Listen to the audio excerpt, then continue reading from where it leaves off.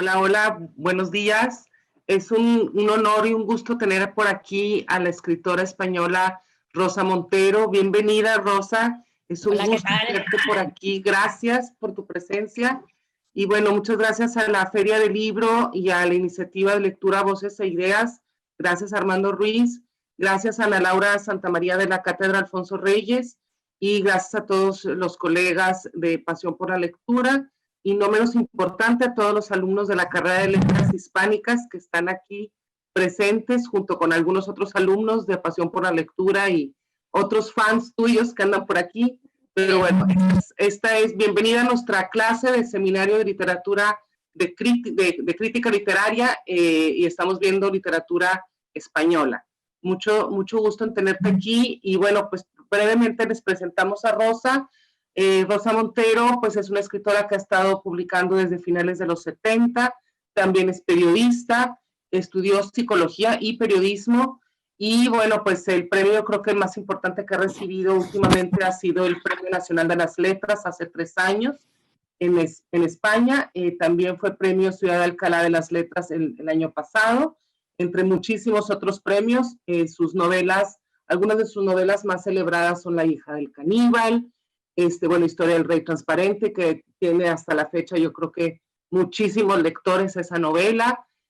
Bueno, La Crónica de Desamor, que fue quizás la primera novela que ella escribió. Y bueno, su última novela se llama La Buena Suerte. Antes de esto publicó aquí y la presentó en la Feria del Libro aquí de Monterrey, La Carne. Pero hoy vamos a hablar de un libro muy especial que es La ridícula idea de no volver a verte. Y bueno, estamos muy contentos de tener aquí a Rosa. Y bueno, lo que vamos a hacer primero es presentarte, Rosa, con tus entrevistadoras, que son Carolina Rodríguez y Nora Paola González, que son 2 alumnas de nuestra clase. Y pues bueno, bienvenida, Rosa. Muchísimas gracias por tu presencia. Sé que estás conectada desde Madrid, allá por la tarde, acá estamos en la mañana. Y bueno, pues una de las ventajas de esta pandemia es que sí podemos disfrutar de este tipo de interacciones. Muchas gracias. Sí. Bueno, pues 2 cosas, 2 especificaciones. No terminé psicología, lo dejé en cuarto. Estudié psicología porque pensaba que estaba loca, que es por lo que va a estudiar psicología la mayor parte de los psicólogos o de los psiquiatras y no está mal. No es malo porque les acerca más a sus alumnos, a sus pacientes de alguna manera, ¿no? Y esa es una. Y la otra, que no estoy en Madrid, estoy en Portugal, de hecho. Llevo como 5 semanas en Portugal. Aquí es 1 hora menos que en España, pero me vuelvo ya a Madrid el lunes que viene. O sea que es que aquí tengo como un refugio secreto que cada vez es menos secreto porque con todo esto de los Zooms, pues estoy hablando urbi et orbi desde Portugal, ¿no? Pero normalmente me vengo aquí con mis perras y me encierro y escribo, ¿no? Cuando en mi vida cotidiana habitual. Pues muy bien. Además, encantada con las amigas aquí, Carolina y Nora. ¿Qué tal, no? Sí, pues empezamos entonces. Si quieren iniciar, muchachas. Primero que nada, muchas gracias por estar aquí y compartir con nosotros, Rosa. Queríamos abrir con una pregunta como para dejar todo en claro. Mencionas que cuando te llegó el diario, que la ridícula idea surge del diario de Marie Curie, que el diario te llegó como algo fortuito, no estabas planeando escribir un libro al respecto. Entonces, queríamos saber cómo fue tu experiencia de lectura de este diario, o sea, de tu escritora como lectora de este diario y qué fue lo que te inspiró a escribir sobre él. Bueno, como sabéis, ya estaba escribiendo, porque lo digo en la ridícula idea, estaba escribiendo una novela que llevaba ya 1 año y pico trabajando en ella y me quedé bloqueada y no se lo dije a nadie porque por esa cosa casi mágica de que si no mencionas algo a lo mejor no existe, ¿no?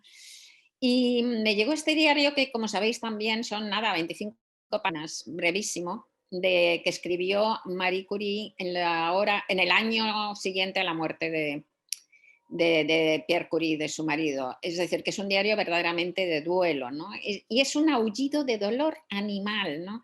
Y mi editora quería que hiciera, como digo en la ridícula, pues un prólogo para unos libritos minúsculos que ella publica, ¿no?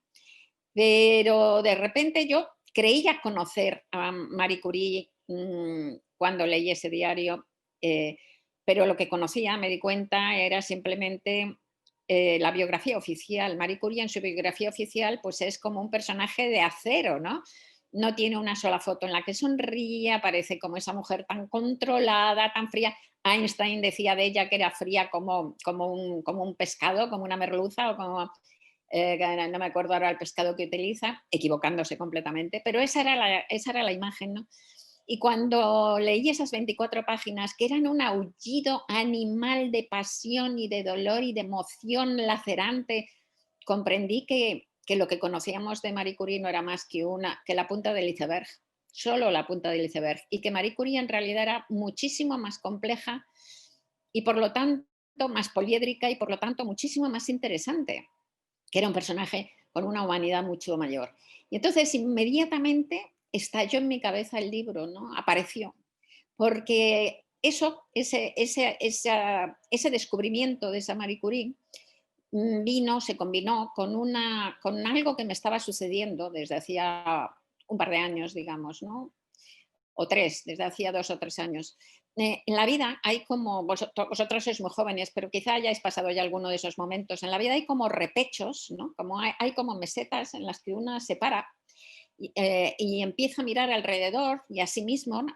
Y empiezas a preguntarte si la vida que estás viviendo es la vida que de verdad quieres vivir, si de verdad sabes cuáles son tus deseos, si hay una mejor manera de pasar el resto de tu vida, si estás satisfecha con la gente que te rodea, con tus amores, con tus amigos y con tus enemigos, ¿no? Entonces hay como una especie como de reconocimiento y de reflexión sobre tu vida y sobre ti misma. Y esto pasa varias veces en la vida a medida que vas cambiando las circunstancias y tal. Y yo estaba, porque tenía 50 y tantos años y porque mi pareja pues había muerto, yo estaba en uno de esos momentos, en uno de esos repechos, ¿no? Replanteándome toda la vida y replanteándome cosas que son esenciales para todos nosotros, porque hay algo que a la gente me encanta, me gusta mucho la gente, me interesa mucho la gente. Y hay dos verdades que son opuestas, pero que al mismo tiempo son las dos verdad sobre el ser humano. Y es que todos somos iguales y todos somos distintos, ¿no? Y a mí me regocija y me encantan ambas cosas. Encontrar la afinidad con el resto de la humanidad que todos tenemos y encontrar también esas pequeñas diferencias, esas distancias, esas otras maneras de estar frente al mundo, ¿no? Entonces, esas reflexiones que yo tenía, yo sé que son compartidas y que son básicas para muchísimas personas. Es lo que te decía, cómo podemos aprender a vivir el presente, porque nunca es un aprendizaje muy difícil. Siempre vivimos proyectados hacia el futuro, lastrados por el pasado. Siempre nos decimos, seré feliz cuando, yo qué sé, cuando tenga un hijo. Y luego seré feliz cuando mi hijo se vaya de casa, ¿no? Seré feliz cuando tenga un novio. Seré feliz cuando esté sola. La cuestión es que nunca sabemos vivir la felicidad del presente, ¿no? Bueno, ¿estábamos en qué? ¿En qué estábamos?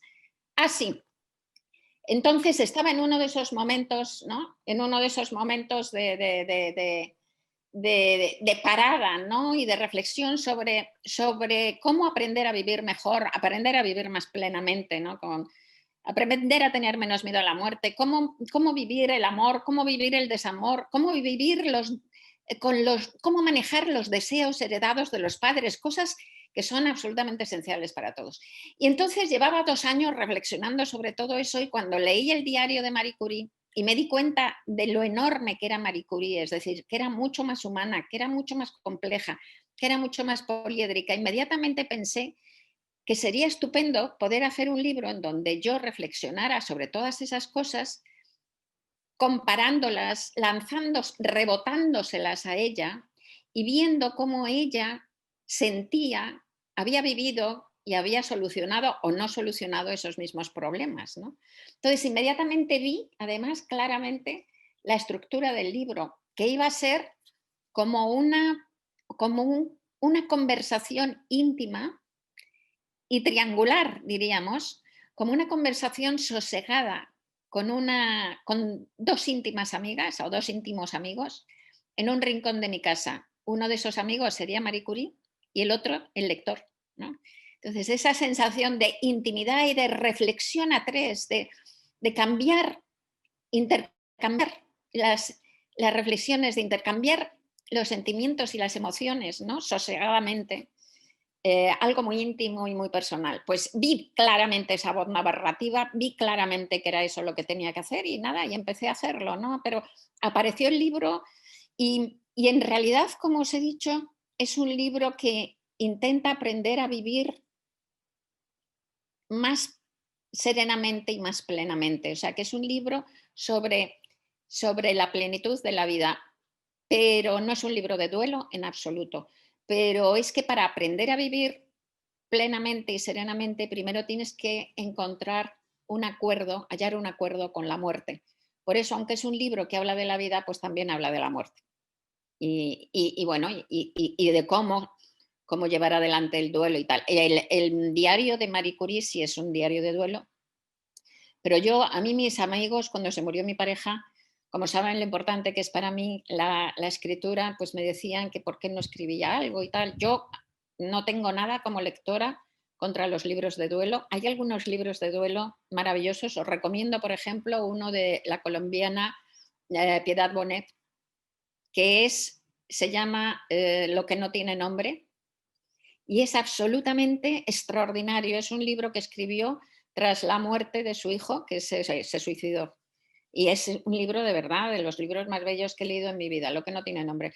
Y es un libro de duelo puro y duro. Así que no tengo nada contra los libros de duelo, pero sí como escritora, porque mi relación con la literatura no es así. Yo necesito que las cosas pasen, tragarlas, digerirlas, que entren en mi inconsciente, que luego salgan con una distancia. No escribo, no me gusta nada escribir sobre cosas biográficas, autobiográficas en el pálpito de lo autobiográfico. No me gusta, no es mi relación con la escritura. Así que cuando mis amigos me dijeron que por qué no escribía algo, les dije, no me sale, es que no me relaciono así con ello, ¿no? Pero cuando leí este diario de Marie, pues y estalló ese libro en mi cabeza, pues ya pude hablar también, aunque creo que está citado de una manera muy púdica, pero ya pude hablar también de mi duelo, porque ya habían pasado 2 años de la muerte de Pablo, de mi pareja. Esos 2 años son la travesía del duelo más. Aquellos que conozcáis lo que es la pérdida de alguien querido, pues lo sabréis. Esos 2 años primeros son la travesía del duelo más álgido, más duro. Así que cuando empecé este libro, pues ya había llegado a ese punto en que hablar de mi duelo ya no era hablar de mi duelo, sino era hablar del duelo de todos, ¿no? Que es mi relación con lo literario. Así que yo no considero que La ridícula sea un libro de duelo en absoluto.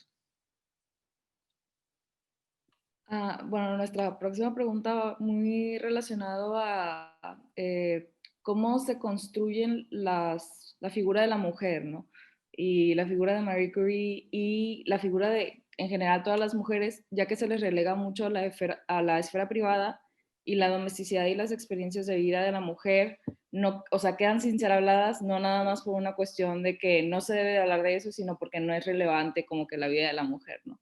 Entonces, queríamos saber si tú piensas que una de las funciones de la literatura, o sea, en general, o sea, como una nueva característica que debería adoptar, y más bien, si la literatura escrita por mujeres debe de traer eso no hablado a la esfera pública. Depende a qué te refieres con la palabra literatura, ¿eh? ¿A qué género te refieres con la palabra literatura? Si te refieres al ensayo, por ejemplo, me parece un acercamiento espléndido. Hablar de lo doméstico, rescatar lo doméstico, me parece perfecto, muy bien. Si te refieres a la novela, estoy completamente en contra, en el sentido de que la novela es un género que rehúye totalmente lo utilitario. Yo creo que intentar hacer novelas feministas, ecologistas, animalistas, es una verdadera aberración, es como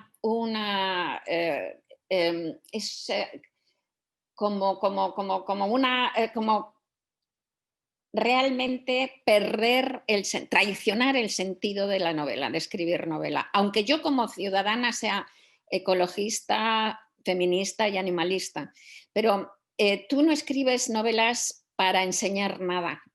Escribes novelas para aprender, escribes novelas para descubrir. el sentido de escribir novela es la búsqueda del sentido de la existencia. Es un camino de conocimiento, en realidad, ¿no? Y es un camino, tienes que borrarte, decía Julio Ramón Ribeiro, el escritor peruano, que una novela madura exige la muerte del autor, una muerte metafórica. Y es que tienes que borrar tu yo consciente tiene que ser cercenado lo más posible, tienes que convertirte en una especie de medium que es atravesado por esas historias que salen de su inconsciente. Las novelas nacen del mismo lugar del inconsciente de donde nacen los sueños. Y todo lo que sea manipular eso con el yo consciente es una traición a la finalidad de la novela. Insisto, que es la de poner un poco de luz en las sombras de lo que somos, la de intentar realmente descubrir un poco más quiénes somos, ¿no? Y eso, la novela busca la revelación. Tú escribes, para escribir novelas caminas en la oscuridad buscando una luz. Entonces, ese camino, que es un camino de conocimiento, no puedes emprenderlo llevando previamente las respuestas. Así que en novela, no. En novela no hay que hablar ni de lo no hablado. En novela hablará la novela por ti. Tú no escoges las historias te escogen a ti. Lo que salga tendrá que salir. Tú tienes que escribir los libros que necesitas escribir. Y son ellos los que se imponen y son ellos los que tienen la verdad. Y el escritor está obligado, el novelista está obligado a ser fiel a sí mismo, a ser fiel a esa necesidad de la escritura. Y si eres de verdad fiel a ti mismo, eres fiel a tu época, eres fiel a tu sociedad, porque entonces has bajado muy dentro de ti mismo y muy dentro de cada uno de nosotros estamos todos. Si consigues bajar de verdad, entonces eres fiel de verdad a tu época, saldrá algo interesante, ¿no? Y esto es muy interesante porque cuando los grandes escritores que son verdaderamente maestros, como por ejemplo Tolstoy, pues a veces su propio arte narrativo les ha salvado de sus prejuicios, ¿no? Tú fíjate que Tolstoy escribió Ana Karenina.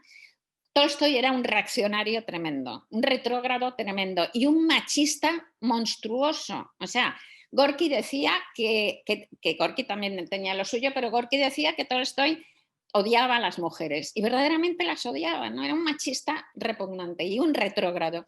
Entonces, cuando se le ocurrió escribir Ana Karenina, la idea que él quería de Ana Karenina era contar una novela contra el progreso, porque la tesis era explicar cómo el progreso estaba arruinando la gran Rusia mitificada y completamente legendaria que él tenía en la cabeza de los grandes nobles y los siervos amables y estas cosas, ¿no? Y que estaba arruinando esa gran Rusia y que estaba pervirtiendo el progreso de esa gran Rusia, y por eso Ana Karenina al final se suicida arrojándose al tren, que es el símbolo del progreso, ¿no? Bueno, entonces, y quería demostrar, su proyecto era que ese progreso era tan venenoso y estropeaba tanto Rusia que las mujeres hasta se hacían adúlteras. Esta era su voluntad, ¿no? Pero luego, como tenía ese talento inmenso como escritor, ¿no? Su talento le salvó de eso, porque de su inconsciente salió otra verdad, que fue la verdad de Ana Karenina. Y fue Ana Karenina la que contó la historia. Y en Ana Karenina, en la novela, hay un alter ego de Tolstoy que me parece que se llama Levin o algo así, que es un pelmazo y que ahora no nos interesa nada y que suelta todas esas historias absurdas, ¿no? Que no son completamente muertas. La que cuenta la historia es Ana Karenina, que sale del inconsciente.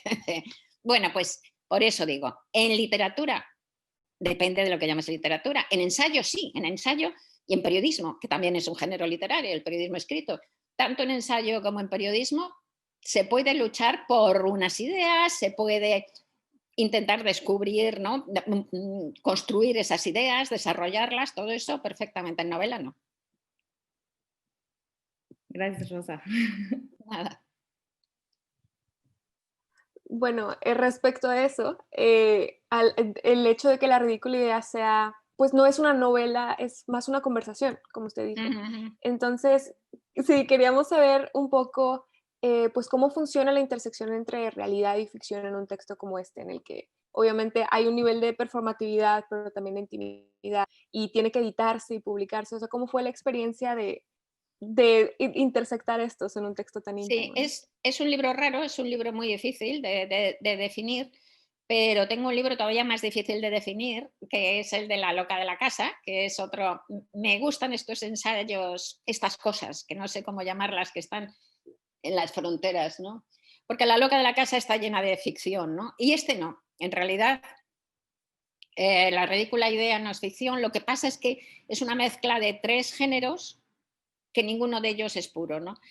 Por un lado parece una autobiografía, pero no es una autobiografía realmente, ¿no?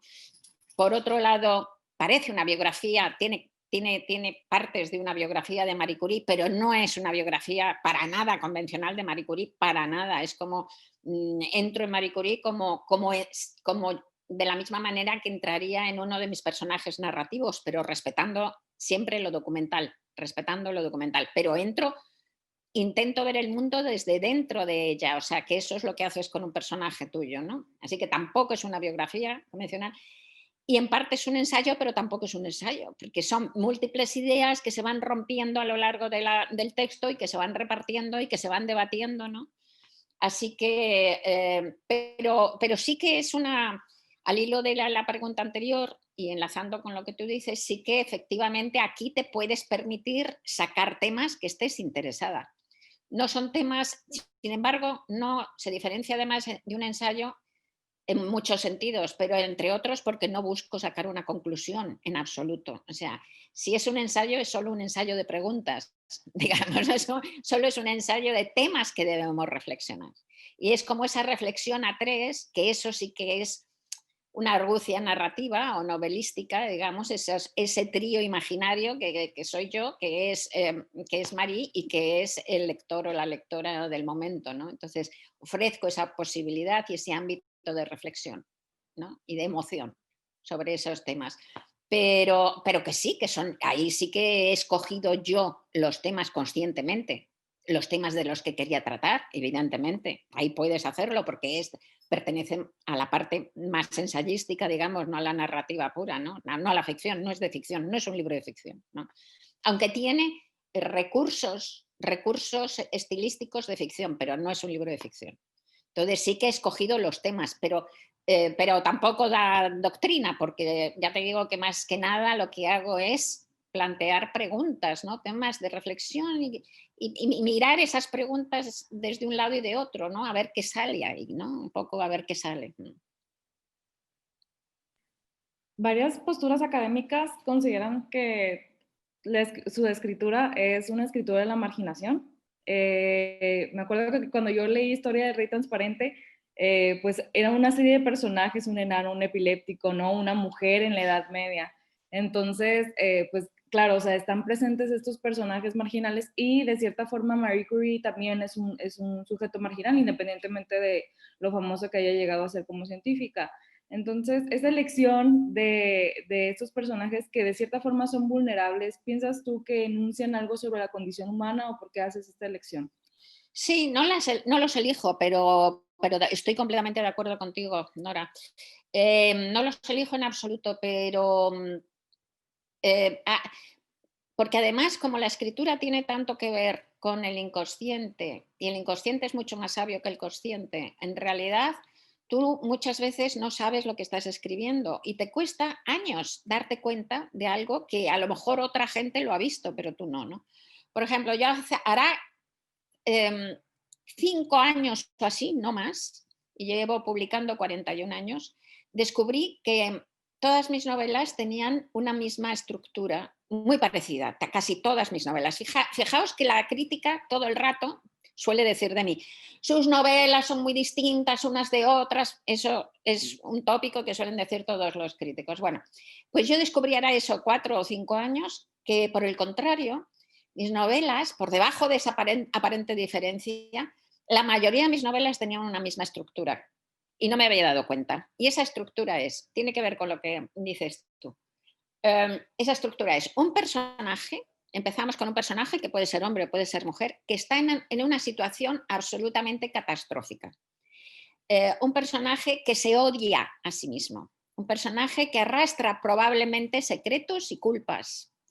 que además odia a la humanidad, que es totalmente misántropo o misántropa, que no se puede relacionar con el mundo. Y a este personaje catastrófico que encontramos al principio, que ya es bastante marginal porque es un misántropo, una misántropa y tal, le sucede algo. Empieza la novela, la acción de la novela es como una prueba, como una ordalía medieval. Una prueba que puede ser hasta peligrosa físicamente, peligrosa de su vida, ¿no? Entonces, esa es la acción de la novela. El personaje pasa esa prueba, esa ordalía medieval, la supera, porque mis novelas son novelas de supervivientes, consigue superar esa prueba. En algún momento hay un momento de redención en el que el personaje se perdona y al final termina la novela en una situación considerablemente mejor de cómo la había empezado, en una situación en la que se conoce un poco más, se perdona un poco más, conoce, ama, odia menos a la gente y empieza a tener contacto con la gente. Y para conseguir ese final un poco más sano mentalmente y moralmente y emocionalmente, y es esencial que en ese trayecto del personaje, que esto es lo más chocante, en ese trayecto de la novela del personaje se va haciendo una especie de parafamilia de monstruos. El personaje se va haciendo una parafamilia de monstruos. Es decir, se va haciendo una parafamilia de personajes completamente heterodoxos, completamente marginales, rarísimos, que sin embargo la propia novela se encarga de demostrar que son más valiosos que los personajes de poder que aparecen en la novela. Y esto se repite una y otra vez. En La hija del caníbal, en La historia del rey transparente, en El corazón del tártaro, en todas, en Mis brunas, prácticamente en Instrucciones para salvar al mundo, en La buena suerte, la nueva novela, prácticamente en todas. O sea, eso de entrada, eso ya me chocó, me dejó verdaderamente alucinada. Pero es que hace un año he descubierto otra cosa, y es que soy una novelista, que mis novelas y mis personajes son todos muy extravagantes, es decir, son muy poco, no te voy a decir realistas, porque para mí el realismo no es esa cosa que la gente considera realismo y que es puro costumbrismo, ¿no? Un realismo así de estrechito, ¿no? Para mí el realismo incluye muchas otras cosas, el hiperrealismo incluye la fantasía, muchas cosas, ¿no? Entonces no te voy a hacer realistas, sino hay novelas que son como retratistas, ¿no? Como retratistas de la sociedad y tal, más costumbristas, y las mías son, pues mis personajes son todos como raros, esotéricos, extraños, extravagantes, estrafalarios, a veces incluso, desde luego que marginales todos. En La buena suerte lo mismo, todos hacen cosas rarísimas y sin embargo la gente se identifica con ellos, menos mal. Porque en el fondo todos somos iguales, ¿ves? Pero ¿por qué escojo ese tipo de personajes? Me parece una observación estupenda. Salen solos. Todos mis personajes son... Entonces empecé, cuando descubrí esto hace un año o algo así, llamé a mi editora, además, la que estaba escribiendo esta La buena suerte, y llamé a Pilar Reyes de Alfaguara y le dije: Pilar, he descubierto esto, Dios mío, qué horror, ¿no? Porque claro, la gente es más fácil que la gente se identifique con esos personajes que son como reconocibles, como retratos, como costumbristas, ¿no?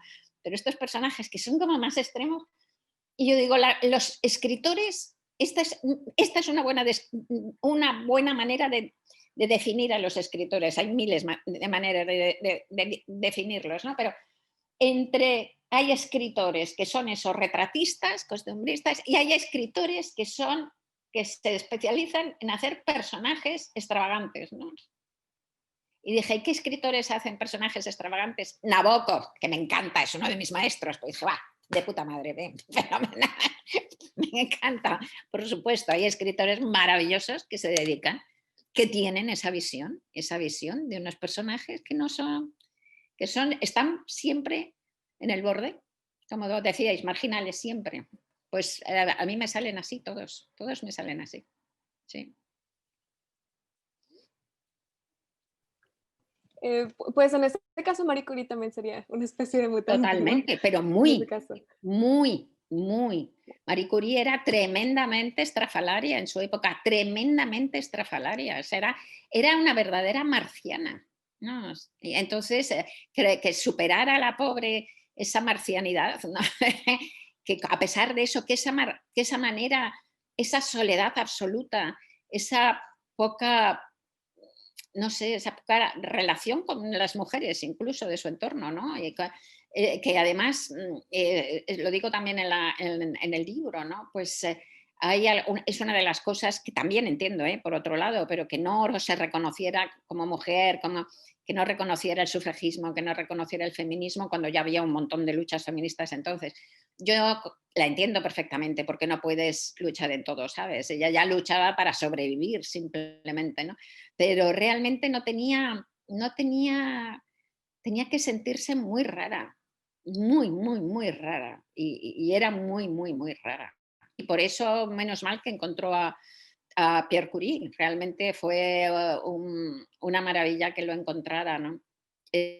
Aunque era un tío estupendo y gracias a él, pues, que se negó a recibir él solo el premio Nobel, pues gracias a él ella fue premio Nobel en su primer premio. Pero no nos olvidemos que de todas maneras era un hombre de aquella época y que entonces ella era la que cuidaba de las niñas, hacía la comida, tiene cuadernitos, ¿no? En sus cuadernos de fórmulas químicas y tal están también las fórmulas de cómo hacer las mermeladas, por ejemplo, con la misma precisión de química que era ella, ¿no? Entonces, y claro, y casi se vuelve loca de verdad por no tener la capacidad de llevar adelante todo, ¿no? Menos mal, mira que suena fatal esto, pero bueno, menos mal que la madre de Pierre Curie se murió y entonces el padre, el viudo, se vino a vivir con ellos y se puso a cuidar a las niñas, si no, posiblemente no teníamos a Marie Curie. Es probable que hoy no existiera Marie Curie si no se hubiera muerto la madre de Pierre, porque ella casi se volvió loca, de eso, de la exigencia del entorno y de la soledad y de la rareza. Sí. Sobre esta parte un poco de que tuvo que ser necesario que pues tuviera un ayudante, ¿no, Marie? Tú mencionas, o más bien acotas, estos temas en hashtags, ¿no? Que es una de las características más que nos parecieron más interesantes y que estamos utilizando para nuestro seminario. Entonces, quisiéramos preguntarte cómo cómo esta herramienta o sea, ¿por qué elegiste utilizar esta herramienta para Salió sola. Mira, salió sola también. Una de las cosas, los seres humanos hacemos cosas maravillosas a las que no damos importancia, pero hacemos cosas maravillosas. Una de las cosas maravillosas que hacemos es el bipedismo, ¿no? Es increíble los saltos que damos, el equilibrio que tenemos, es alucinante, no le damos mayor importancia, ¿no? Pero es alucinante el bipedismo, ¿no?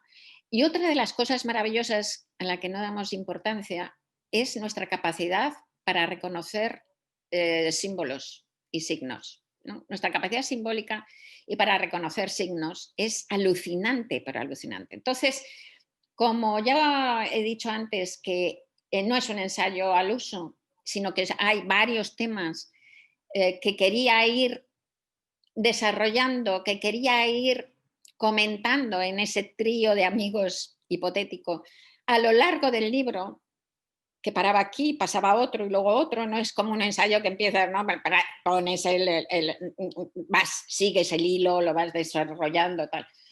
No, aquí iban mezclándose, parando uno, entrando otro, después volviendo a entrar, pues inmediatamente, naturalmente, me salió a adoptar ese hashtag que unía mentalmente los temas, porque imagínate si no, qué tedioso hubiera sido, por ejemplo, el tema de la palabra, ¿no? que es uno de los temas y que se desarrolla la palabra, la importancia de la palabra y tal.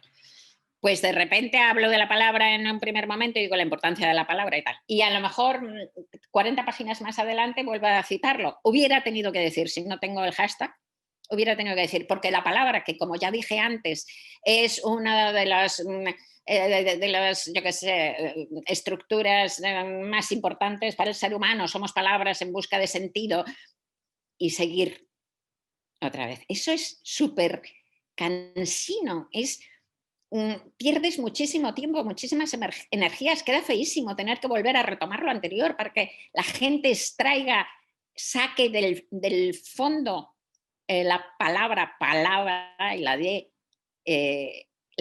la ponga bajo el foco de su inteligencia y además comprenda que eso viene de antes y que va a seguir después y que es un pensamiento en desarrollo, ¿no? Entonces salió inmediatamente el hashtag para unir eso. E increíblemente, cuando digo que los humanos hacemos cosas alucinantes, increíblemente, incluso la gente que no usa Twitter ni que usa nada las nuevas tecnologías y que no sabe el uso del hashtag ni nada, increíblemente, aunque luego llegaban y me preguntaban, ¿y eso qué es? ¿Y por qué lo pones? Servía, sí que servía mentalmente, entendían inmediatamente que eso unía el tema, que era un nexo de unión, casi como un clip, ¿no? Que vas enganchando los temas. Y me parece, de hecho, un signo tan útil para eso que yo creo que debería utilizarse habitualmente. Vamos, a lo mejor termina pasando a la escritura porque es muy práctico, realmente. Muchas gracias. Bueno, también queríamos preguntar, en términos de estos como temas compartidos a lo largo de la historia, pero también con el lector, ¿no? Hay una dimensión que se explora mucho en la historia y es la intimidad sexual de figuras históricas que además como son intocables, son, Mm. como usted decía, o sea, Curie era rígida en sus fotografías, en sus biografías. Entonces, sí queríamos preguntarle, ¿cuál es la función o qué le inspira pues, analizar este impulso sexual que aparte, pues, Curie fue castigada por esta Sí, misma como tremendo. cualidad humana? Sí. Bueno, pues me acuerdo que hace, yo que sé, 20 años o algo así, o más, o 30, no sé, hace mucho, escribí un artículo del País en el que decía que es verdad que cuando voy, por ejemplo, no sé, a Machu Picchu, ¿no? A las ruinas de Machu Picchu en Perú, a sitios de estos arqueológicos, yo qué sé, cuando ves las puertas de Babilonia en el Museo de Pérgamo de Berlín, ¿no?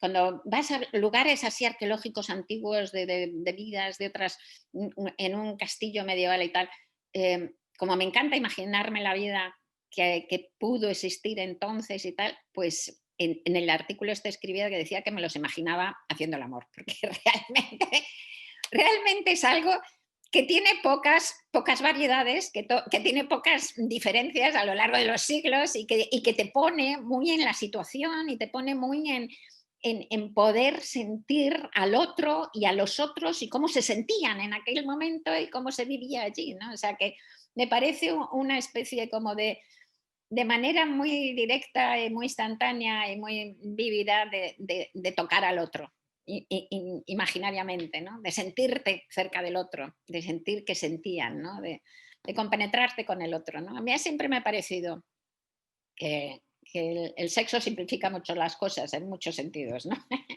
Entonces, pues es fantástico en Marie Curie, es que toda esa parte estaba completamente obviada también en la Marie Curie oficial, ¿no? Y es importantísima, importantísima en cuanto a eso, a su pasión, a saber cómo la complejidad de esta mujer, lo apasionadísima que era, ¿no? El primer novio ese que tuvo, el matemático polaco, luego que casi también acaba con ella por la depresión, ¿no? Luego Paul Langevin, que era un grandísimo científico, pero un imbécil verdaderamente, y que, en fin, y la relación que tuvo con ellos y cómo reaccionó la sociedad francesa, o sea, que eso no se supiera, eso había que saberlo. Lo mismo que hay que saber cómo la carta repugnante que le mandó el comité del Nobel diciendo que no fuera a recoger el Nobel. Lo mismo que hay que saber, es importantísimo saber la carta tan dignísima y tan valiente que ella les contestó y que fue, y que luego pues estuvo con una depresión que casi se muere. Su hija, Eva, en la preciosa biografía que escribió sobre su madre, pues insinúa que pudo intentar suicidarse en esa época, Marie Curie. Así que tuvo una depresión brutal, como es lógico, pero volvió a ponerse en pie. Era una mujer increíble, increíble. Y todo eso es esencial. A mí no me parece ni banal, ni accesorio, ni cotilleo, ni, no sé cómo, ni chisme, ni nada. Me parece esencial y definitorio de una vida y de su vida y de un mundo y de su mundo y de la sociedad y de la relación con la sociedad. Vamos, o sea, esencial. De hecho, mi seminario es acerca de cómo se recupera la memoria de las mujeres, o sea, en esto de lo que parece chisme es esencial, ¿no? Para conocer la condición humana.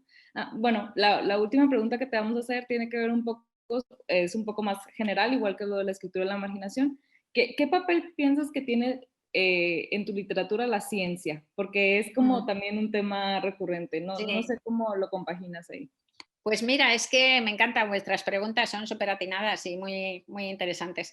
Pues me encanta la ciencia, desde siempre me ha gustado muchísimo. Supongo que a vosotros os pasa igual, pero cuando yo estudiaba, y ahora sigue siendo así, pues tú tenías a los 14 años, 13, 14 años, tenías que escoger entre letras y ciencias y ya no volvías a dar ninguna de las disciplinas del otro lado, ¿no? Entonces yo como escribía desde pequeñina, desde los 5 años escribía cuentos, pues escogí letras, y ya no volví a dar de ciencias en toda mi vida, pero es que la ciencia me encantaba, me gustaba muchísimo.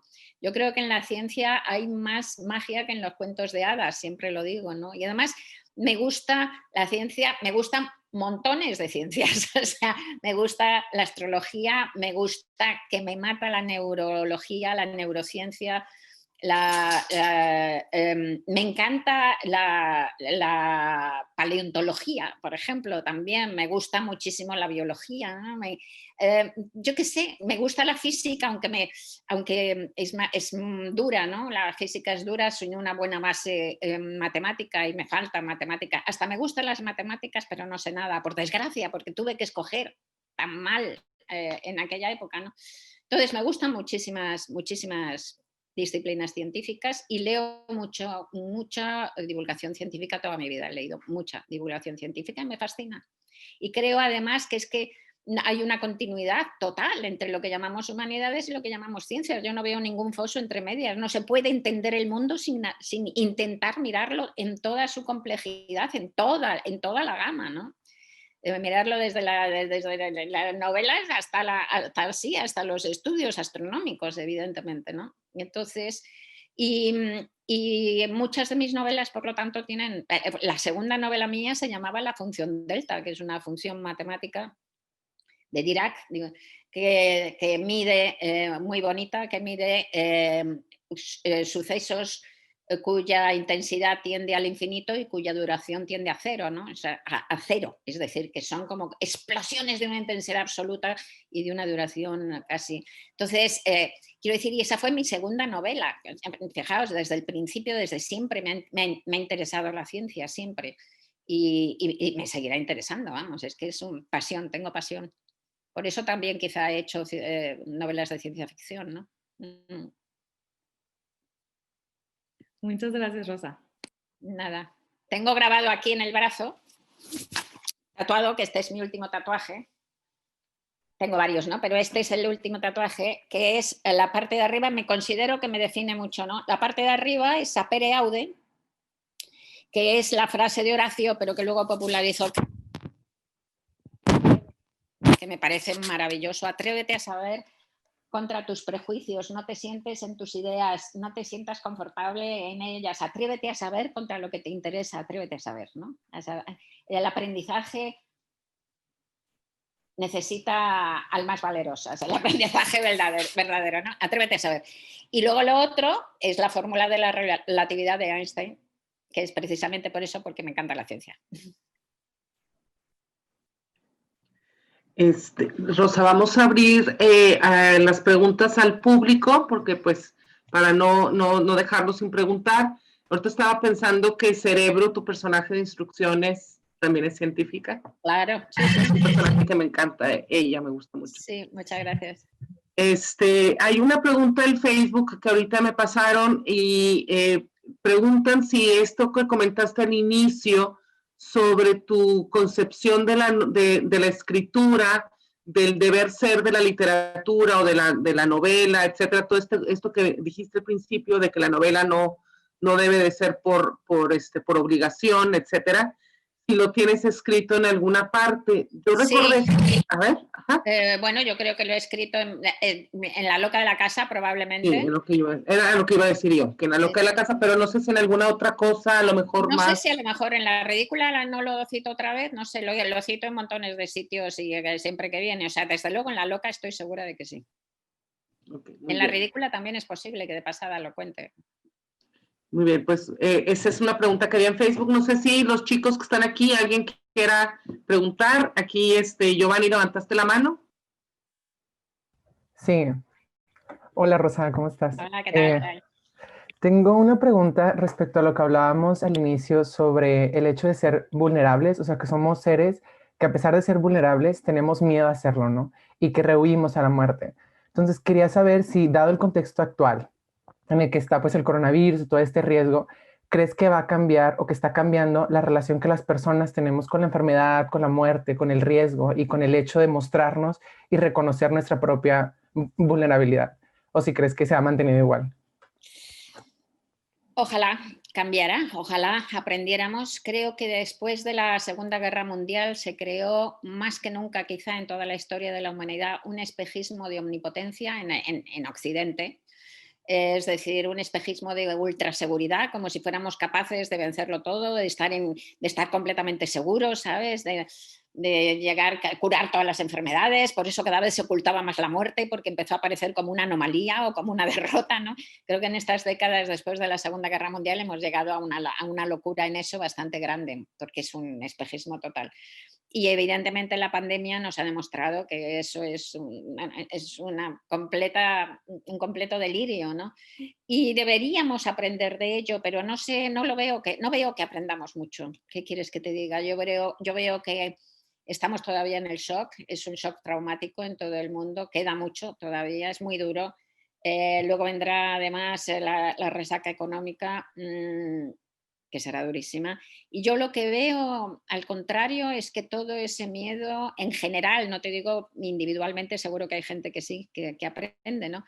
Pero socialmente yo veo aumentar la agresividad, aumentar los recursos más animales y menos sanos y menos constructivos, ¿no? Frente al miedo, por ejemplo, pues es muy habitual disparar la ira, buscar enemigos como no puedes defenderte del coronavirus, ¿no? Porque es una cosa ello, no puedes culpar al coronavirus, pues entonces buscar enemigos y buscar conspiraciones, el crecimiento absurdo de conspiraciones disparatadas, a la gente se le ha ido la olla, ¿no? La cabeza, ¿no? Porque son maneras malas de gestionar el miedo, de gestionar la indefensión y tal, en vez de constructivas, ¿no? Supongo que a lo mejor necesitamos todo el planeta pasar por terapia, ¿no? Pero no creo que haya terapeutas suficientes y además seguro que están fatal también ellos. O sea, que, no sé, no veo que estemos aprendiendo mucho. Deberíamos aprovecharlo, pero no veo que estemos aprendiendo mucho por ahora, ¿no? Gracias. Yo te quiero un comentario del Facebook Live, te lo quiero leer. Escribe Erika Salinas: felicidades, Rosa, porque has logrado que nosotros los lectores veamos en estos personajes atípicos sus fobias, miedos, secretos, frustraciones y el común denominador de la humanidad que tenemos todos y que hace de tus novelas historias de esperanza. No pierdes nunca la fe en la humanidad y en su capacidad de redimirse, perdonarse y reinventarse. Hoy me parece tan necesario este mensaje. Gracias por escribir. Pues qué bonito. Muchísimas gracias. Me encanta, precioso. Muchas gracias. Bueno, chicos, ¿alguien más que quiera preguntar? A ver.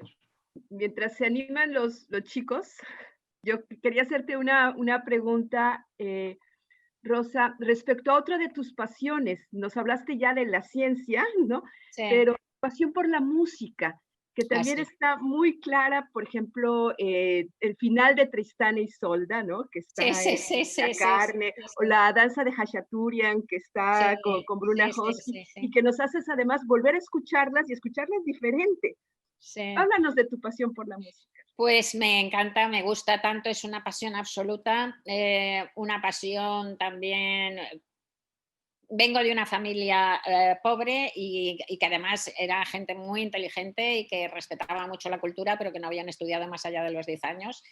No había pues prácticamente libros en mi casa y tampoco había desde luego en aquella época tampoco no había ni tocadiscos ni nada de esto. Y yo la primera vez que he ido a un concierto pues tendría 20 muchísimos años o más, o 30, yo qué sé, no sé muchos.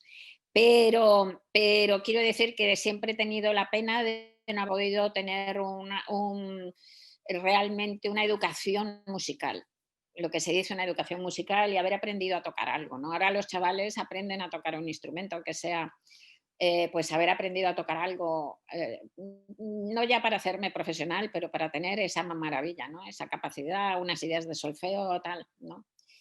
Y porque realmente me gusta muchísimo. Entonces me falta también lo mismo que con la ciencia, me falta toda la base. Soy una aficionada tremenda, pero me falta una base melómana construida, pero me gusta tanto como leer. Eso ya es, o sea, no concibo un mundo sin música y sin libros, ¿no? Entonces, porque esencial para mí. Es una de las cosas, las dos cosas que más me están doliendo de toda la maldita pandemia, es no poder abrazar a la gente que quieres, obviamente. Eso es durísimo. Eso y no poder ir a los conciertos, no poder ir a ver música. Tengo abono de ópera, del Teatro Real, tengo abono de los conciertos del Auditorio Nacional, pero está todo parado, claro. Así que, y se echa de menos, ¿no? Porque realmente son... Entonces, me gusta mucho, me gusta todo, me gusta todo tipo de música, me gusta la música, yo qué sé, desde la música electrónica hasta el jazz, hasta folk, indie, no sé, todo tipo de música buena, o sea, lo que a mí me parece que sea buena, ¿no? O sea, rock, por supuesto, también y tal, sí. Pero lo que quería preguntarte también era, ¿cómo interfiere, digamos, en tu proceso de creación literaria? Es decir, ¿en qué momento piensas, seguro están escuchando esta música, ¿no? Porque podríamos hacer como playlist, ¿no? Sí, he hecho de las playlist, novelas. he hecho playlist de algunas novelas, he hecho playlist y en muchas novelas aparece música.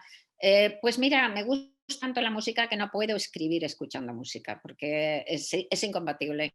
La profundidad en la que te metes en la escritura o la profundidad en la que te metes en la música, pues se escupen la una a la otra, ¿no? No puedes.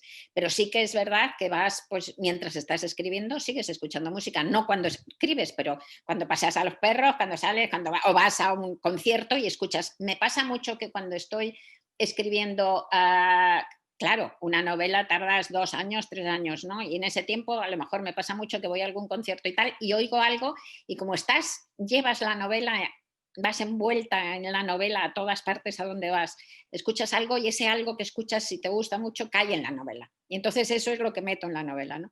Como por ejemplo en Los tiempos del odio, que es la última de Bruna Husky, pues hay una escena al final, el final de Los tiempos del odio es de todas las novelas que he escrito el final que más me ha emocionado escribir, ¿no? Y no voy a decir más para no hacer un spoiler, ¿no? Para no destriparlo, pero hay una situación muy emocionante para mí y para la gente que la lee, que me dicen que se les saltan las lágrimas y tal.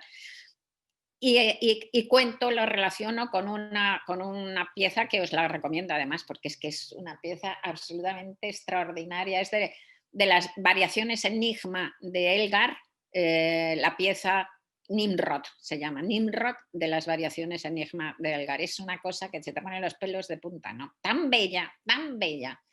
Entonces, pues eso, estaba escuchándolo en uno de los conciertos y cayó dentro de la novela. No dije, esto es esto, aquí. ¿No? Gracias. Por aquí veo que Dani tiene una pregunta. No sé si quieras preguntar, Dani. Sí, gracias Rosa por acompañarnos. Hola. Yo quería preguntarte sobre el tema de la muerte. Bueno, personalmente es como un tema que me da mucha ansiedad, ¿no? Y esta idea de la muerte es un instante, ¿no? O sea, y quería preguntarte, la manera en la que tú llegaste a reconciliarte con la muerte fue entonces a través de la escritura, más que otra cosa. Una muy interesante pregunta, gran pregunta. Estoy preparando un libro ahora que es uno de estos ensayos absurdos míos, raros, sobre creación y locura, y trata mucho de eso también, ¿no? Yo tuve ataques de angustia de joven, por eso creía que estaba loca, ataques clínicos de esos que tienes efecto túnel, que se te va la realidad, que te da, que no sabes, te da un ataque de terror que no sabes a qué es, que te da... Bueno, y por eso hice psicología, ¿no? Para intentar saber qué me pasaba. Y tuve una etapa de ataques como a los 16 años, otra etapa, año y medio duró, otra etapa como a los 20 años, 21 años y otra etapa a los 30 años. Y ya no volví a tener. Y yo estoy convencida, no convencida, voy a reflexionarlo en el libro este, entre otras cosas, no convencida, pero casi, de que fundamentalmente no volví a tener, entre otras cosas porque también te acostumbras a ello, le pierdes el miedo al miedo, tal. Pero entre otras cosas porque empecé a publicar, no a escribir, que escribía desde pequeña, pero empecé a publicar ficción, porque yo publicaba como periodista desde los 18 años, pero eso no sirve, a publicar ficción. Empecé a publicar ficción y creo que eso te cose con el mundo, porque esos ataques de angustia que son a la muerte, pero que no sabes ni siquiera que son a la muerte, son terror, pánico, lo que sí que hacen es que te sientes como descolgada del mundo, ¿no? Ajena al mundo. De ahí también probablemente estos personajes que son todos tan... esa ajenidad total del mundo y de la sociedad, esa soledad tan absoluta. Entonces, si de repente los sueños, las novelas son delirios en realidad, ¿no? Son cosas que imaginas ahí en un rincón de tu casa que no tiene nada que ver con la realidad. Te pasas 2 años o 3 imaginando a un señor rubio que no existe, con un traje de pana marrón que no existe, con unos zapatos de charol que no existen, entrando por una puerta roja que no existe, ¿no? Y ahí le metes horas y horas y 3 años de tu vida, ¿no? Entonces, si al final de esos 3 años publicas eso y la gente lo lee y dice, lo reconozco, me sirve, lo entiendo, pues entonces ya no es un delirio. Entonces te unes, esa fisura que tienes con la realidad se cose. Se cose. Entonces creo que verdaderamente, no solo la escritura, sino la escritura, la publicación, que haya otro que lea eso que tú escribes. No hace falta tener mucho éxito siquiera, simplemente que te lean, que puedas publicar y que te lean. Y que haya otros que te reconozcan, ¿no? Que reconozcan que también eso les interesa, que reconozcan que estos personajes extremos y extravagantes, como ha dicho esa chica estupenda antes, pues que se reconocen en ellos, ¿no? Pues eso te salva. Y eso luego escribes todo el rato intentando, luego ya, esa es primer paso. Segundo paso, escribes todo el rato intentando efectivamente entender, aceptar, colocar, asumir la muerte, ¿no? Recuerdo que cuando escribí Historia del Rey Transparente, hubo un chat en El Mundo, en un periódico español, y entonces un lector me dijo, bueno, me ha gustado mucho, tal, por esto, pero lo que más me ha gustado de esta novela es que cuando la he terminado de leer, después de leerla, tengo menos miedo a morir. Y me pareció tan bonito, porque a mí me había pasado igual, porque verdaderamente Historia del Rey Transparente es una novela sobre una vida entera y sobre cómo asumir la vida entera y la muerte, ¿no? Y bueno, pues vas haciendo, yo desde luego ahora creo, no he llegado a un acuerdo con la muerte ni de coña, o sea, eso es, bueno, la sigo detestando y si a mí me dicen ahora, se puede firmar para no morirse, yo digo, ¿dónde? Porque me voy. Yo no, eso que dicen, oh, pero sería terrible vivir para siempre, pues para mí no, mira, yo no me quiero morir de ninguna de las maneras, ¿no? Así que no es que haya llegado a un acuerdo, pero sí que te puedo decir que tengo menos miedo a la muerte que cuando tenía tu edad, sin comparación. Y eso que estoy mucho más cerca. Tengo mucho menos miedo a la muerte ahora que cuando tenía tu edad. Así que... Gracias. Por aquí veo una pregunta de Andrea Arriaga, que tienes la mano levantada. ¿Quieres preguntar? Sí, hola Rosa, gracias por estar aquí. Yo quería hablar como a mí lo que más me impactó de esta novela que leí por primera vez cuando tenía 15 años y es como una imagen que me ha acompañado, es esta cosa que tiene Marie Curie con los restos de ropa llenas de sangre y cerebro y tal, y cómo los guarda y cómo ese proceso de vaya, de quemarlos, para, vaya, pues un poco como dejar ir, ¿no? No sé, supongo que mi pregunta es, o sea, para ti, ¿qué papel juega como el cuerpo físico, ¿no?, dentro del duelo, ¿no? O sea, porque, vaya, hay casos donde, vaya, no hay un cuerpo, entonces pues es otro proceso, pero ¿qué pasa, no?, cuando sí hay un cuerpo, pero es un cuerpo, vaya, desfigurado, ¿no?, destrozado, ¿no? O sea, por la propia muerte, ¿no? O sea, ¿qué papel tiene ahí, ¿no?, en el proceso de duelo? Y pues no sé, ¿qué produjo en ti eso, ¿no? No, más que eso, más que un cuerpo destrozado por la propia muerte, yo creo que eso siempre la muerte destroza. O sea, porque, por ejemplo, yo qué sé, mi pareja tuvo un cáncer fulminante y duró 10 meses, entonces pues no le atropelló un coche de caballos, pero los destrozos del cáncer fueron monstruosos, brutales. Entonces, no es esa ya la pregunta, fíjate tú, no creo que sea el cuerpo lo importante, porque realmente lo que es alucinante es que se hayan ido. O sea, el cuerpo luego ya, que no es nada, es que el cuerpo ya no es nada, ¿no? Lo alucinante es que desaparezca alguien que llena tanto el mundo y desaparece y el mundo sigue. Y desaparece llevándose una parte de tu mundo, toda la parte que te relacionaste con ella o con él o con él. Dale, ¿no?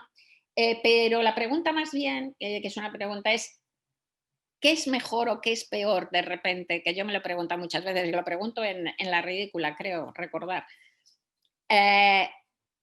Que desaparezca un ser amado de golpe y porrazo, como pasa con Pierre Curie, que se va y que estaban enfadados, como dice ella, y ni siquiera se despidieron bien y ya no le vuelve a ver, o que, como en mi caso, pues lo veas pasar por un absoluto tormento 10 meses. Pues yo creo que es mejor que desaparezca de golpe, pero ahí cada uno escoja, cada uno escoja, ¿no? O sea que, entonces ella, evidentemente, cuando ves ese tormento, con esa relación con el cuerpo, pues ya es que terminas odiando al cuerpo en el sentido de ser capaz de hacer sufrir tanto, ¿no? Y ya pues se acaba el cuerpo, se acaba el sufrimiento, se acaba. Ella se agarra a los sesos, bueno, de una manera hiperpatológica, no es que lo tenga que hacer todo el mundo, pero porque de repente es que no sabe a dónde agarrarse, porque ha sido tan brusco, evidentemente, ¿no?, que no ha podido ver ni ese deterioro, ni ha podido llegar a digerirlo, pero bueno, lo digiere en pocas semanas, afortunadamente, no es una patología perenne, es el primer shock, ¿no?, que se queda. Entonces, no sé cuánto tiempo está Brania, ¿no?, la hermana, pero no mucho, quizá 2 semanas o algo así. Debió ser no más de 2 semanas y quemaron los restos, ¿no? O sea que bueno, cada uno reacciona como puede, además, o sea, no hay normas, ¿sabes? Gracias. Tengo dos comentarios de Facebook que te los quiero pasar al hilo. Uno, que si puedes comentar sobre las escritoras, dice en femenino, que lees o que te gusta leer. Y la otra pregunta es un comentario sobre la escritura durante la pandemia. Esta persona comenta que le ha servido escribir, aunque no sea escritora, por la ansiedad que le produce la pandemia, ¿no? Y pues preguntarte ¿cuál ha sido tu relación con la escritura dentro de este tiempo que estamos viviendo? Las escritoras, bueno, leo escritoras y leo escritores, no leo solo escritoras, pero hay escritoras absolutamente magníficas. He leído un montón de libros en este confinamiento y hay dos escritoras precisamente que me han chiflado, absolutamente maravillosas. Una de ellas es una española y es un ensayo maravilloso que se lee como una novela, que os lo recomiendo. Ella es Irene Vallejo y el libro se llama El infinito en un junco y es un ensayo sobre la lectura y los libros en el mundo clásico, griego y romano y tal. Una belleza, una belleza. Además, os aseguro que os lo leéis, empezáis y, vamos, le acaban de dar el premio nacional de ensayo. Una belleza, es de España, es española. Irene Vallejo, El infinito en un junco. Y luego el otro que me ha encantado, bueno, me he leído 2 de ella, pero el que me ha encantado de verdad, que me ha enloquecido, es el de Olga Tokarczuk, la novel polaca, sobre los huesos de los muertos, ¿no? También me he leído Los espectros, que está bien, pero bueno. Pero sobre los huesos de los muertos es una novela con una voz narrativa tan formidable, tan original, tan brillante. O sea, magnífica, me ha encantado, vamos, me ha gustado muchísimo. Y luego hay escritoras, Mayra Montero, por ejemplo, la cubana puertorriqueña Mayra Montero, yo creo que es una de las grandísimas escritoras contemporáneas de la lengua, es extraordinaria y ha sacado una novela que yo tengo una memoria horrible, la última es magnífica, pero magnífica, a ver si os la busco aquí, no sé qué de la noche o algo así. Mayra Montero, la última, por Dios, qué pena, porque de verdad que yo creo que es la mejor de sus novelas, es brutal, brutal. Que habla de la Segunda Guerra Mundial, pero bueno, súper fascinante, ¿no? Súper fascinante. Bueno, no la pillo, pero es magnífica. Bueno, buscarla, por favor, porque es súper maravillosa. Dicen por aquí que sí se llama La mitad de la noche. Esa, ¿sí? La mitad de la noche, esa. La mitad de la noche, sí. Magnífica, magnífica novela, ¿no? Otra novela muy curiosa de una escritora española joven, que acaba de cumplir 40, es La mejor madre del mundo, de Núria Lavari, que me encanta, me encantó. Otra escritora fascinante es Samantha Schweblin, la argentina. Y os recomiendo Kentuckys, que me pareció un libro así como medio ciencia ficción genial. Kentuckys, como suena escrito, de Samantha Schweblin. Luego tenéis a vuestras, a Valeria Luiselli, que me encanta, y a montones, vamos, aparte de Elena, en México hay montones de mujeres escritoras extraordinarias, ¿no? La verdad es que hay escritoras por todas partes muy importantes y muy buenas. Y bueno, y la otra parte de la pregunta, bueno, este comentario sobre la escritura durante la pandemia, Rosa. Pues mira, de entrada, con amigos y todo lo he comentado, de entrada los primeros 10 días fueron imposibles, no podía ni escribir ni leer, o sea, nunca me ha fallado la lectura, siempre he sido el talismán, pero no podía ni leer, estaba tan rayada, estaba hecha polvo total, que afortunadamente me salvó la escritura porque había terminado el borrador de trabajo, que es mucho más de la novela esta última de La buena suerte, que es como el borrador definitivo casi. Cuando termino ese borrador, pues entonces lo dejo reposar 2 meses y luego doy la última revisión, que son 2 meses de trabajo o 3. Y ese borrador casi definitivo ya lo había terminado a primeros de enero, que era antes de que empezara la pandemia. Pero bueno, lo dejé reposar y lo tenía ahí esperando cuando empezó el confinamiento y empezó la pandemia, pues gracias a que ya estaba la novela hecha y eso tiene un empuje enorme, pues me ayudó a meterme en la escritura de la revisión de la novela y me ayudó a aterrizar y a poner los pies en el suelo y entonces otra vez a volver a coger la escritura y tal. Sí, no sé si hubiera podido sin eso empezar una novela, a lo mejor más tan pronto, no sé. Pero bueno, cuando he estado dando unos directos de Facebook durante los 3 meses y pico del confinamiento y la gente se ha puesto a escribir como loca, cuentos maravillosos por todo el mundo. Han publicado 2 libros de cuentos maravillosos con 168 cuentos de autores de 23 países. Lo ha publicado Literálica, que es una editorial mexicana, precisamente, mi fundación. Y bueno, o sea que ya esa gente, toda esta gente me ha dicho que sí, que en efecto, que escribir que les salvaba la vida de alguna manera. O sea que sí, el arte salva. El arte, la belleza salva. Pues sí, bueno, comentarles aquí, a lo mejor hay gente que no se conectó cuando comentamos esto. Rosa durante el confinamiento está dando su taller de creación literaria por Facebook Live y hay muchísima gente que se ha unido y se sigue uniendo y de ahí salió la idea de esa publicación de 2 textos de los cuentos que han salido de los talleres de Rosa y curiosamente se publicaron aquí en Monterrey en una editorial que se llama Literálica y bueno, eso es lo que estábamos comentando hace ratito, ¿no? Pues bueno, tenemos oportunidad para una sola pregunta. No sé si alguien quiera animarse a levantar la mano o preguntar. No sé si hay algo de Facebook.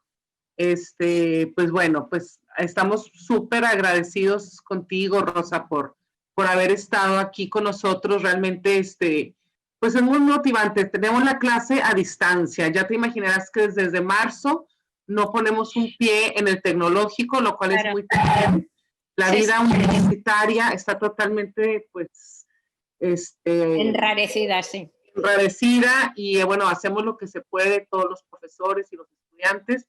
Y pues bueno, una gran motivación poderte tener aquí, es algo que podemos esperar y podemos abrazar y tener como una ilusión, ¿verdad? Dado que yo a mis alumnos no los veo desde marzo, entonces es muy triste eso, la verdad. Pues sí.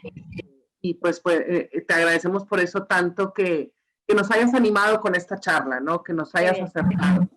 A mí me ha encantado, las preguntas todas interesantísimas, todo me ha parecido estupendo. Veros por ahí, Ana Laura y todos ahí por ahí, me parece estupendo. O sea que muchas gracias a vosotros por vuestro interés y vuestro talento.